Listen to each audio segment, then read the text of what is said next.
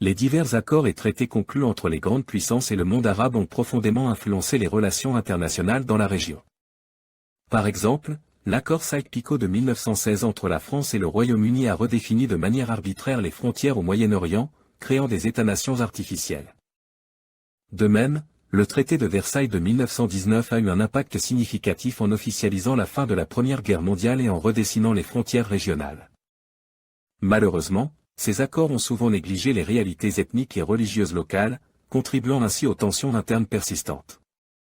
Les accords de Camp David signés en 1978 entre Israël et l'Égypte sous l'égide des États-Unis ont abouti à un traité de paix historique, marquant la reconnaissance d'Israël par l'Égypte mais provoquant également des divisions au sein du monde arabe. Les accords d'Oslo de 1993 entre Israël et l'OLP ont ouvert la voie à des négociations sur la paix israélo-palestinienne, mais ont été partiellement mis en œuvre, exacerbant les tensions. Les récents accords d'Abraham de 2020, négociés par les États-Unis, ont vu plusieurs pays arabes comme les Émirats arabes unis et Bahreïn normaliser leurs relations avec Israël, marquant un tournant historique. Les accords d'Abraham de 2020 soulignent aussi les divergences entre les priorités des pays du Golfe et d'autres pays arabes comme la Palestine. Les conflits internes et régionaux, tels que les guerres civiles en Syrie et au Yémen, les tensions sectaires en Irak et au Liban, ont absorbé d'importantes ressources qui auraient pu être investies dans le développement. La dépendance économique aux ressources naturelles, en particulier le pétrole et le gaz, a limité la diversification des économies arabes et entravé le développement durable.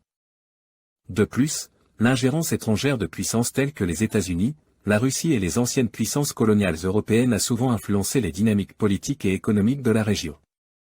Cette ingérence étrangère entraîne parfois des conséquences néfastes pour les pays arabes. Les conflits identitaires, en particulier les divisions religieuses et ethniques, ont sapé de nombreuses tentatives d'unité au sein du monde arabe. Les rivalités entre sunnites et chiites, arabes et kurdes, ainsi que d'autres minorités, ont souvent entravé la coopération régionale. De plus, les soulèvements du printemps arabe ont exacerbé les tensions internes, provoquant des conflits violents en Syrie et en Libye, et renforçant les régimes militaires en Égypte. Malgré les accords internationaux, la région arabe demeure fragmentée et affaiblie par des rivalités historiques et des ingérences étrangères qui entravent tout progrès vers une coopération efficace. La dépendance de l'Occident aux ressources naturelles du monde arabe est un fait indéniable.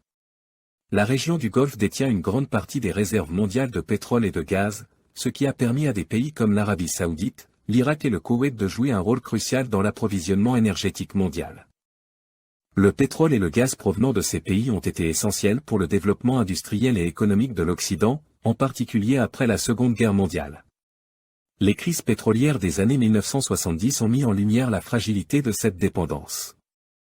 En dehors des hydrocarbures, des pays comme le Maroc sont également stratégiques pour leurs ressources minières, en particulier le phosphate, indispensable à l'agriculture mondiale.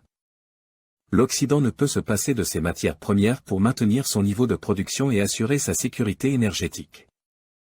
Les investissements arabes se trouvent également dans des secteurs stratégiques comme l'énergie, les télécommunications, ou encore l'immobilier. Ces relations économiques renforcent l'interdépendance et montrent que l'Occident a autant besoin des capitaux arabes que l'inverse. L'idée de la dépendance du monde arabe vis-à-vis de l'Occident omet souvent de reconnaître que les civilisations arabes ont, dans le passé, été à l'avant-garde du progrès scientifique, philosophique et culturel. Entre le VIIe et le XIIIe siècle, des villes comme Bagdad, Damas et Cordoue étaient des centres intellectuels mondiaux. Les savants arabes ont joué un rôle clé dans la préservation et la transmission des savoirs grecs et romains, tout en apportant des innovations dans les mathématiques, la médecine, la philosophie et l'astronomie. Problème structurel dans le monde arabe, bien que l'Occident ait besoin des ressources, des talents et de l'influence des pays arabes, il est vrai que certaines dynamiques internes au monde arabe ont freiné son développement propre. L'instabilité politique, les guerres civiles, les révolutions et les régimes autoritaires ont souvent entravé le progrès économique et scientifique dans plusieurs pays arabes, détournant des ressources qui auraient pu être investies dans des projets de développement durable. De plus, la dépendance technologique demeure un obstacle majeur, le monde arabe restant tributaire des technologies occidentales dans des secteurs clés tels que l'agriculture, l'armement et l'industrie pharmaceutique. En conclusion, la relation entre le monde arabe et l'Occident est complexe, marquée par une interdépendance étroite.